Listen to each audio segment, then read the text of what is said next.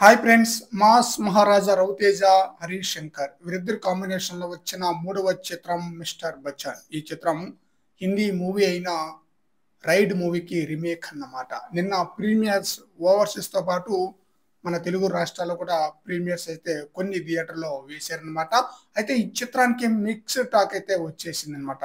అయితే ఈ చిత్రానికి ప్రీమియర్ షో ద్వారా వస్తున్న రిజల్ట్ ఏంటి అన్న విషయానికి వస్తే మిక్స్డ్ టాక్ అయితే వచ్చేసింది అనమాట. అందువలన ఈ చిత్రం ఫస్ట్ డే ఎంత వరకు కలెక్షన్స్ రాబట్టవచ్చు అన్న విషయానికి వస్తే ఈ చిత్రం యొక్క ప్రిలీజ్ బిజినెస్ వచ్చేసి 31 కోట్లు. ఈ చిత్రం క్లీన్ హిట్ గా నిలవాలంటే 32 కోట్ల షేర్ కలెక్షన్ రాబట్టాలి. అప్పుడు ఈ చిత్రం క్లీన్ హిట్ గా నిలుస్తుంది అనమాట.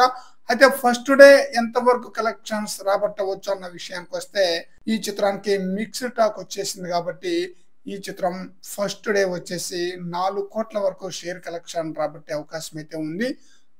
8 కోట్ల వరకు గ్రాస్ కలెక్షన్ రాబట్టే అవకాశం అయితే ఉందన్నమాట.